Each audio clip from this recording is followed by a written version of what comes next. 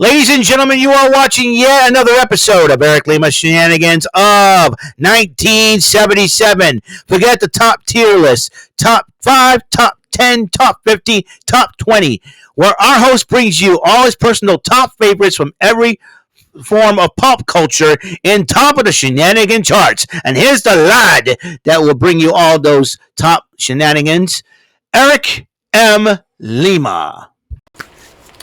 Thank you very much, Mr. Announcer, sir. Well, hello there, everyone. Welcome to yet another episode of Eric Lima's Shenanigans of 1977, episode 1635 of the show. What's going on, everybody? Oh, everyone is having a wonderful, blessed day. I'm hoping you're blessed as well. Check it out. Ladies and gentlemen, boys and girls, I watched BOFAS On The Sofas yesterday. That's right, when I'm addressing you, Gary and Romy, and the Putting Umbrellas, Alex and Austin. Now, as you know, BOFAS On The Sofas, about 85% of their content is all about movies. You know, you're talking about what would happen if Cisco and Ebert were, Cisco and Ebert's DNA got mixed up in some crazy science lab and came out these four gentlemen. Just kidding, guys. Anyways, they always talk about movies, and that's their majority of their content on BOFAS On The Sofas. So, Gary decided. Mr. Garrison 96 decided to talk about Disney Renaissance movies. And that got me to thinking. So I figured, that got me inspired to the point where I need to bring back a segment I have not done in a while. Top of the Shenanigan charts. That's right, that means I make a list of favorite things of my personal preference. Of my personal favorite things. I don't get them off a website or anything like that. This is my personal favorites. And I kind of rank them in a little bit. So I have decided, since you want to talk Disney movies, Mr. Garrison 96, Mr. Romy, and Mr. Alex, and Mr. Austin, what I'm going to do you one better. That's right. As I am from the old school way of things, a way of life, way of thinking, I figured I'm going to give you something better. I'm going to give you a list of films. And I don't care what y'all say. These are my personal preference, my personal favorites. That's right. You know it. I am going to give you my top 10 favorite Disney movies of all time. Now, whether it be live action or animated, past or present, it doesn't matter. Then you may be thinking, okay, Big Beefy E, what's on your list? Unfortunately, I wouldn't, because of the quality of my videos, I was not going to be able to do it on my tally board that I use for all my game show gameplays. But however, I've written them down, and if you want the list, I would gladly put it in the description. In the description of the video. And you guys can probably figure it out for yourselves. Now, I'm also written not only the favorite video, but favorite movie, but also the date that it was released. Alright, so good old Wikipedia has helped me out with that situation. So, let's go from 10 to 1, and we're going to have a little bit of fun, okay? 10 to 1, we'll have a little bit of fun. That rhymes. Hey, what do you know? Woohoo! Alright. Alright, now number 10, Angels in the Outfield. Released July 15th, 1994. Danny Glover, Tony Danza, and Joseph Gordon-Levitt, I think he was in this movie too. It's about a young kid who wants the family to be together. And I think it was asking his older brothers, and when can we be a family together? And he said, until the Angels win the pennant. Now, in the back of the big brother's mind, that means never. And so, but he wants to have a family. So this young kid prays that the Angels win the pennant. So a bunch of angels, led by the head angel himself, Al, played by Christopher Lloyd, has decided to help the Angels win some games to the point where they make the playoffs and try to go to the World Series. That's right. Actual California Angels baseball team. Back then there were no other California Angels. As you know, Danny Glover plays the manager. Tony Danza played a pitcher who smokes too much and everything else, and it was not being healthy. So, and I've seen the movie, and I'll tell you, it was a beautiful movie, and there was A moral of the whole story is, it doesn't matter, about who your family is when you end up with a family. It was a very inspirational movie, I have to say at the least. And I like the part where the picture goes, played by Tony Danza. I don't think I have it in me. And then the manager, Danny Glover, the manager, going, "You got an angel with you now," and the kid's doing this, the wings. And as you know, obviously the Angels did win the World Series back in 2002, over 22 years ago. So you got that to deal with. So, yep, Angels in the outfield, number 10 on the list. Number 9, Oliver and Company, released in November 8th, 1988. Oliver and Company was, Joey Lawrence played Oliver, Billy Joel played Dodger, I think Bernadette Peters played the, I know you got Cheech Marin played the Chihuahua Tito, and I forget the name of the pooch that Bernadette Peters played. All I know is I think Tito had a crush on her or something like that. A rich dog, a rich poodle, and it was a beautiful. And I think Oliver was like, he was lost. A little girl named Jenny, and that was her cat, her little cat. And I think somebody was trying to hurt the cat and the dogs and all that. So, but one of my favorite songs from Oliver and Company is, of course, "Why Should I Worry" by Billy Joel. Gotta love the I loved that song. So that is number 9. Number 8, "Honey, I Shrunk the Kids," released June 23rd, 1989. Rick Moranis, the late great Masha Strassman, Matt Frewer was in there. I gotta tell you, this was a fun movie to watch. But here's the crazy part: why would the heck a scorpion be in a grass home? Aren't the scorpions supposed to be in deserts or something like that? Why would a scorpion? Okay, you know the scene where they're still shrunk, and I think was it Zelensky's daughter and the next door neighbor's son were about to kiss, and all of a sudden a scorpion tries to attack them. A scorpion! How would you put a scorpion in a grass surface? Does a scorpion lose his home in the desert or something like that? It's like it's unheard of. And why would a scorpion be there? And I don't know. Disney sometimes can drive me crazy, but yep. Honey, I Shrunk the Kids. And then I think finally the youngest one, "Dad, don't eat me, no! Huh? Hey! We shrunk the kids!" It was hilarious. I thought that was pretty cool. So, yeah, Honey, I Shrunk the Kids, number 8. Number 7, The Mighty Ducks. October the 2nd, it released in October the 2nd, 1992. Now, I like, even though I'm not a big hockey fan, I always love a good underdog sports story. And Disney's made this one great. Having a bunch of inner city kids playing, Mighty Ducks, Emilio Estevez bringing the team together. Josh Ackland played the hockey supplier and all that. As you know, it gave birth to an NHL team, the Anaheim Mighty Ducks. I got the old school Mighty Ducks jersey inside my closet. I'll just, give me a short second here. All right, so here we go. This is my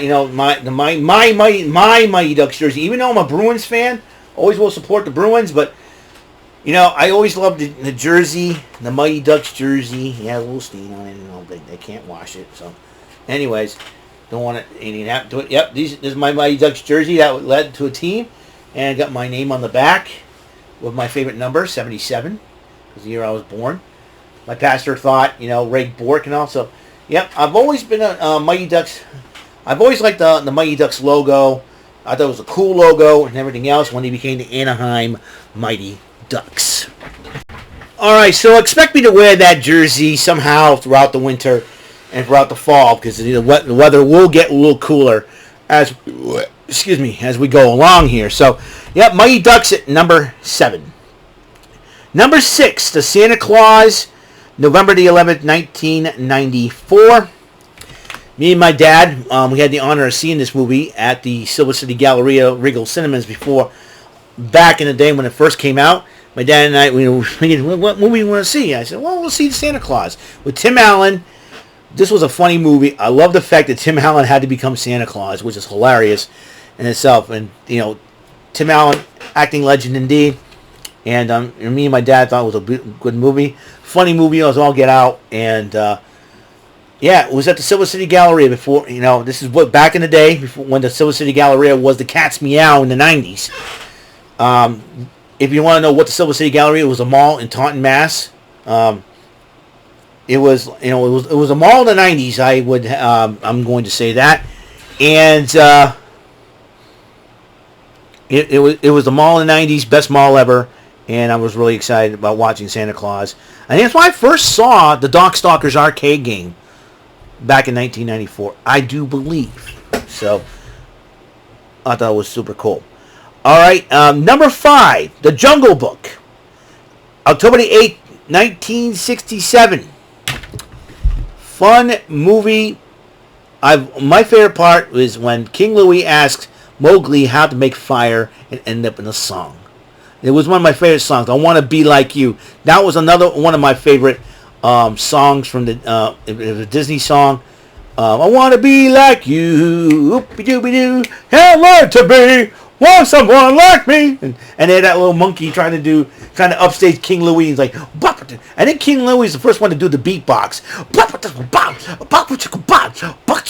And he joined jump rope with his own arms, which is really crazy. King Louie was one of them. And then you got the two vultures. I don't know. What do you want to do? I don't know. What do you do? I don't start that again. I love it. Then you got Kai, you got Shere Khan, you got Baloo, Bagheera. I'm solid. Oh, man. So, that's one of my favorite movies. Now, alright, so that's number 5. Number 4, 101 Dalmatians. January the 25th, 1961. I love this movie. In fact, I think a bunch of, when I was with the after-school program, we ended up watching it at the Mall Theater. And this is why I'm back in the day. Not in 1961 when it was first revealed, but I think they were making replays of it, and 101 Dalmatians, a funny movie. I've always loved Sergeant Tibbs. Right, sir. Right there, sir. Right there, sir. Yes, sir. Right away, sir. Right away, sir. And Cruella de Vil's going, what the place you trying to do, crazy woman driver? And who would have thought that two Dalmatians that meet each other, got the humans to get married, and then all of a sudden they have I think they had what? They had 7 puppies, but they had 94 more, 101, and it was crazy. So, and it was a funny movie. I've always loved Sergeant Tibbs, and they inadvertently rescued 94 or more Dalmatian puppies because Cruella de Vil wants to skin them, which is not cool at all. Peter out again on Cruella de Vil's case about it, and why Sonya Deville got her last name after Cruella. You got me. So that's number 4, 101 Dalmatians. Number 3, we're down to the top 3 now. This is my personal top favorite Walt Disney film movies. Number 3, Robin Hood, released November the 8th, 1973. I've loved Robin Hood. I like the whistle stop theme. That's one of my favorite songs. Just whistling away, and I thought it was so cool. And then you got the march, and when I started listening to the march song, it almost sounds like, and there was a couple of areas that I think it reminds me of the Bullseye theme song in the 80s. So that's Robin Hood at number 3. And who was one of my favorite characters? The bad guy, Prince John. And was told by an animal style. You talking about the phony King of England, Little John. Phil Harris does a great job with Baloo and Little John. I didn't surprise me those two did not interact, but it was hilarious. Little John, Baloo, but Phil Harris did a great job. I'm going, man, and Brian Bedford and Monica Evans as Robin Hood and Maid Marian, and the coolest part is Roger Moore, And the funny is that it happens in England, and Roger Moore's got the southern accent going on still, And I thought that was hilarious. And I was like, what was he? The Miss Planet American Rooster coming to New England, coming to England, you know. And then you got, and always the bad guys always like muddle everything up, you know. Prince John thought, Prince John, he had everything in plan. He's obsessed with Robin Hood to the point where he captures everybody in Nottingham, and it's all, and they figured, we'll hang Friar Tuck, we'll lure him out in the open, and I think Robin Hood and Little John ended up outsmarting Prince John once again, forcing him to burn down his castle, calling for his mummy. I like that, and sucking his thumb. I thought that was hilarious. Trigger and Nutsy are my favorite too. Get going, you bird brain. I'm a getting. Put your page shooter down. Is this safety on old Betsy? Sure is, Sheriff. That's why I'm afraid of you. And you got Nutsy. Yeah, sure. Yeah. Get going, you bird brain. You know he's supposed to. Yeah, sure. And I like the fact that after the archery tournament, they all had a brawl. And, my other favorite part, Lady Cluck thinking she's an NFL running back. That's the fun part. The rhinos are trying to stop her, and they couldn't even tackle her. It was hilarious. That's what I like about Robin Hood. But I ranked that as number 3. Number 2, Cool Runnings. October the 1st, 1993. This was based off 5 years ago, 5 years from that date, I should say, when the Jamaican bobsled team joined the Olympics in 88, winter of 88, because they wanted to get a team in the Olympics. And Jamaica is more of a island country, a summer country type. But John Candy, the late great John Candy, God rest his soul, was in it. And oh my goodness, the fun part about Cool Runnings is me and my brother Tyler would quote this movie like crazy, or me and my friend Josh Lima from my church. We would quote the movie. Seika, you dead? Yeah, man. It's okay, you can pee now. Oh, too late. And feel the rhythm, feel the ride. Who is the best push car driver in all Jamaica? You're looking at him. Are you gonna do it? No. I love Dougie, Doug, and Leon. And then you got the famous line: "How about kick your butt right now? How about driving on mine from the middle of your head so it looks like a butt?" I can quote this movie if I wanted to, man. I come up with funny. I come up with some quotes. Rise and shine, it's butt whipping time. I love that. That was my favorite one. I like that. Rise and shine, it's butt whipping time. And so. Yeah, I love Cool Runnings. Funny. It was a funny movie, but it was an inspirational movie as well. It was a beautiful thing. And, Sanka Coffee, Postcard Champion! I love Jamaica! And Jamaica loves me! I've known you since Julia Jubilee's actually seeing you diggling! Loved Cool Runnings. That's a fun movie. And my number 1 personal favorite Walt Disney movie of all time, live action, animated, past and present, Aladdin, November the 25th, 1992, in time for the holiday season that year. Why I love Aladdin? Robin Williams, Gilbert Gottfried, God rest both of their souls, made that movie great. Robin Williams as a genie, Gilbert Gottfried as Iago. You got Scott Weinger, who was a Full House actor, played Aladdin. You got the lovely Princess Jasmine, looking very lovely, and she is better looking than Kim Kardashian in my personal opinion, but that's okay. Yep, but to me, Robin Williams and Gilbert Gottfried, the reason why I love that movie. Those two made it great. They had a TV series out of it and everything else. Now, why did I not include The Little Mermaid and Mulan in this one? So that you jabronis over there in BOFAS won't argue. You won't argue with the chat, so I decided I'm cutting all the argument out right now. I am not including. I do not hate Little Mermaid. I watched Little Mermaid. I love Under the Sea. That was one of my favorite songs. Mulan. Love the fact that Eddie Murphy played Mushu. It was hilarious, and it was a good movie. But if they were my favorites, I would put them in top 15 at least. But I decided to go top 10. So that way, none of y'all will argue. Okay? None of y'all will sing "Adarasi" and aggravate poor Gary. So I'm sparing Gary, and I'm sparing all of you. I'm not putting in the those movies in my personal top 10 favorites. Live action. So there you have it. Episode number 12 of Top of the Shenanigan Charts, episode 1635. On the next episode, got to have my reactions of Nintendo Direct, and we will of the latest Nintendo Direct. A lot of development has happened since then. I'm sure you guys want to know what my thoughts on it. Okay, so I'll see you guys later. You guys have a wonderful day, blessed day. Until next episode comes rolling around, Mr. Announcer, take us home. That is all for today's episode. This is your announcer speaking for Eric Lima Shenanigans of 1977. A Big Beefy E, do it for Bob Saget Productions, and in association with a Raven Bofa Telepictures and Distribution. Thank you for watching today's episode.